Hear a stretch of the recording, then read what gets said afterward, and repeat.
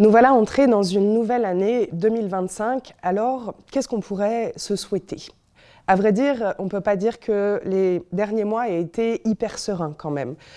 Que ce soit lorsqu'il s'agit de la politique, dans la France ou dans le monde, de la dimension sociale, où quand même la détresse ne fait que grandir, de la violence qui remplit nos JT, nos journaux, les réseaux sociaux, d'un rejet de l'autre qui devient normal et avec la montée d'un repli identitaire.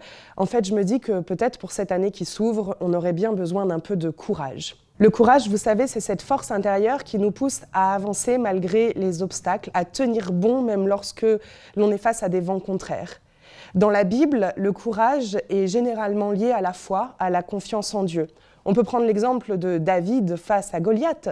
Ce jeune berger, muni seulement de sa fronde et de sa foi inébranlable, va finir par vaincre un géant. Ce n'est pas simplement sa force physique, mais c'est sa confiance en Dieu qui a fait qu'il a trouvé le courage nécessaire pour affronter l'adversité. Dans notre quotidien, le courage peut prendre des formes très diverses.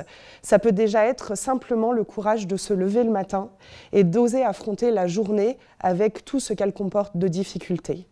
Pour d'autres, c'est le courage aussi de défendre leurs convictions, même si ça va à l'encontre de ce que la société nous dit. Et parfois, c'est aussi simplement le courage de demander de l'aide à quelqu'un lorsque l'on en a besoin. Dans Josué, au chapitre 1, il est écrit « Ne t'ai-je pas donné cet ordre ? Fortifie-toi et prends courage, ne sois pas effrayé ni épouvanté, car l'Éternel, ton Dieu, est avec toi partout où tu iras. » Ce verset nous rappelle que nous ne sommes jamais seuls, que Dieu, lui, nous accompagne et nous soutient même dans les moments les plus difficiles. Alors comment pouvons-nous cultiver notre courage dans une vie quotidienne? Premièrement, en nourrissant notre relation à Dieu par la prière, la lecture de sa parole et l'attention aux autres. Deuxièmement aussi, c'est en s'entourant des personnes qui nous encouragent et nous soutiennent. Et enfin, nous rappelant aussi que chaque petit acte de bravoure compte.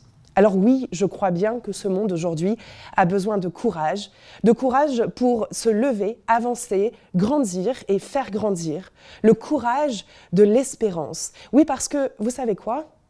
La lumière, elle existe dans ce monde si on sait regarder.